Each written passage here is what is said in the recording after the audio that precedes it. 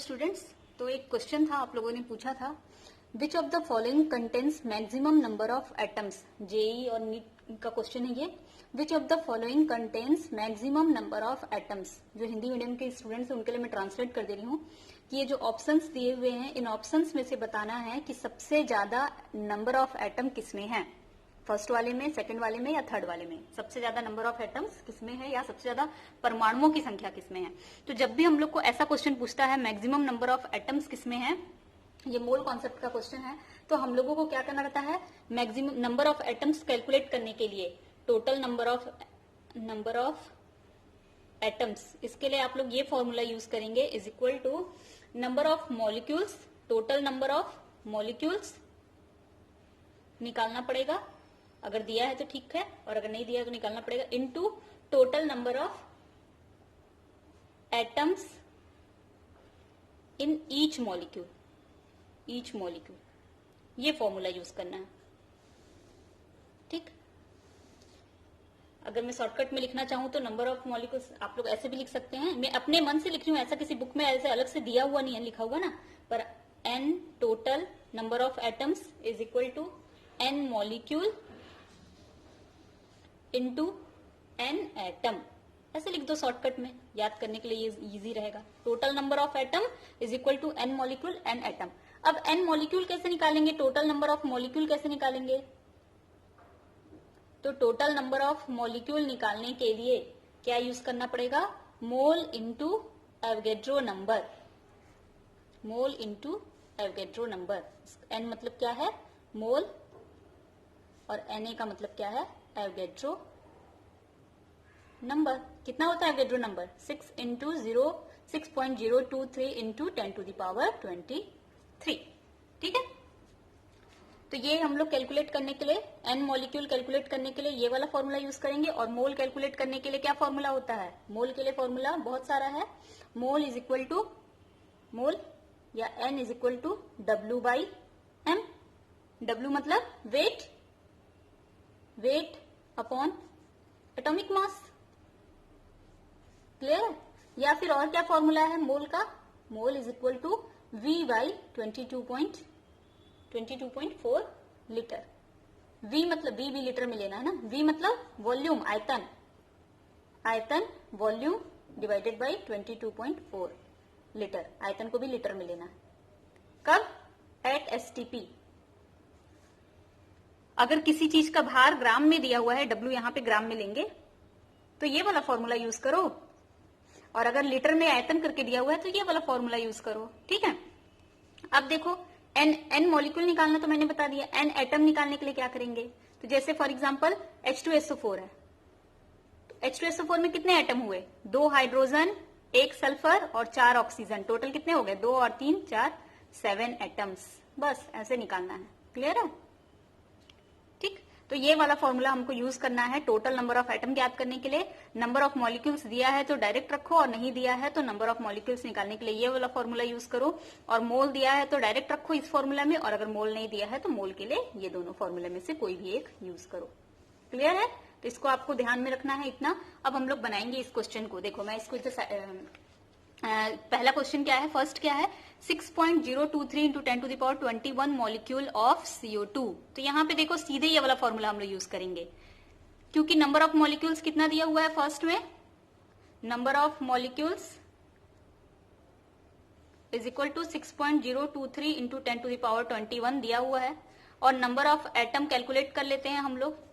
क्या दिया हुआ है मॉलिक्यूल का नाम, number of atom in each molecule क्या है, कार्बन डाइऑक्साइड CO2, क्या, 1 कार्बन और 2 ऑक्सीजन, मतलब टोटल कितने नंबर ऑफ एटम, 3। तो सीधे ये वाला फॉर्मूला आएगा, total number of atom is equal to number of molecule कितने हैं, 6.023 into 10 to the power 21 into number of atom कितने हैं, 3। तो डायरेक्ट हम लोग ये वाला फॉर्मूला पुट किए है ना, इसको मल्टीप्लाई करेंगे क्या आएगा, 18.069 इंटू 10 टू द पावर 21, या फिर मैं क्या लिख सकती हूँ इसको, 0.18 इंटू 10 टू द पावर 23। ये 21 को मैंने 23 में बदल दिया ना, ठीक चलेगा ये।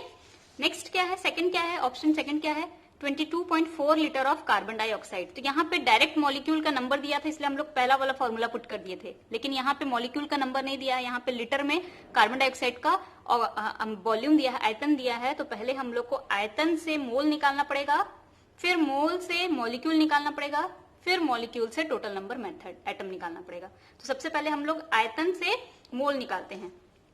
तो n is equal to V upon 22.4। v का वैल्यू कितना दिया हुआ है, आयतन 22.4 और नीचे भी है 22.4, मतलब n is equal to 1 mole. n का वैल्यू आ गया।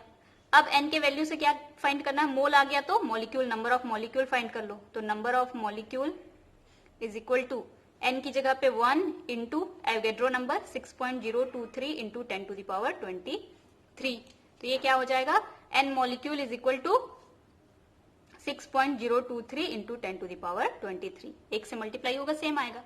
अब n मॉलिक्यूल आ गया तो टोटल नंबर ऑफ एटम निकाल लेते हैं। तो टोटल नंबर ऑफ एटम बराबर n molecule into n atom. तो n मॉलिक्यूल का वैल्यू कितना आया है, 6.023 इंटू 10 टू द पावर 23, और n एटम, टोटल एटम कितने हैं कार्बन डाइऑक्साइड में, तो कार्बन डाइऑक्साइड में टोटल एटम कितने होंगे, 3, एक कार्बन और 2 ऑक्सीजन, तो फिर यहाँ पे 3। क्लियर है। इसको मल्टीप्लाई करेंगे कितना आएगा, 18.069 इंटू 10 टू द पावर 23, ये आया। ठीक है, ये फर्स्ट वाले ऑप्शन में आया था, ये सेकंड आ गया। अब थर्ड में क्या दिया हुआ है, 0.44 ग्राम ऑफ कार्बन डाइऑक्साइड। तो अब ग्राम में कार्बन डाइऑक्साइड का वेट दिया हुआ है, तो हम लोग को पहले वेट से मोल निकालना पड़ेगा, फिर मोल से मॉलिक्यूल निकालना पड़ेगा, फिर मॉलिक्यूल से टोटल नंबर ऑफ एटम निकालना पड़ेगा। ठीक है, तो यहां मैं बना दूं, देखो वेट अपॉन मास, तो मोल बराबर वेट अपॉन मास। वेट ग्राम में देना रहता है, तो 0.44 divided by mass. Atomic mass कैसे निकालते हैं हम लोग, एटॉमिक मास निकालने के लिए एटॉमिक मास बराबर, कार्बन डाइऑक्साइड है तो कार्बन का मास कितना होता है 12, और ऑक्सीजन यहाँ पे 2 है, ऑक्सीजन का मास कितना होता है 16। तो 16 2 जा 32 प्लस 12 कितना आएगा 44। ऐसे निकालते हैं ना, ये आप लोग जानते हो कि नहीं, ये जानते हो ना, ऐसे ही एटॉमिक मास निकालते हैं, आणविक द्रव्यमान। तो यहाँ 44। क्लियर है। तो कितना आएगा, 44 है तो ये कैलकुलेट करेंगे कितना आएगा, 0.01 मोल। ये आ गया मोल, नंबर ऑफ मोल्स आ गए। तो अब हम लोग मॉलिक्यूल निकालेंगे। तो n molecule is equal to, mole कितना है 0.01 into Avogadro number 6.023 into 10 to the power 23। ठीक है, इसका मल्टीप्लाई कर देते हैं तो n मॉलिक्यूल आ जाएगा। ये मल्टीप्लाई करेंगे तो कितना आएगा, 6.023 इंटू 10 टू द पावर, जो 23 था वो हो जाएगा 21। क्यों, क्योंकि यहाँ पे 0.01 है ना, 0.01 यानी कि 1/100। ठीक, और इधर क्या लिखा हुआ है 6.023 इंटू 10 टू द पावर 23। 100 को हम लोग क्या लिख सकते हैं 10 टू द पावर 2, और यहाँ पे 10 टू द पावर 23। तो 2 में से 23 कटेगा तो कितना बचेगा 21। क्लियर है। अब टोटल नंबर ऑफ मॉलिक्यूल निकालेंगे। Total number of molecule n molecule into n atom. तो n मॉलिक्यूल कितना आया है 6.023 इंटू 10 टू द पावर 21, और n एटम कितने हैं, तो कार्बन डाइऑक्साइड में फिर से वही 3 एटम, तो 3 से मल्टीप्लाई कर दो।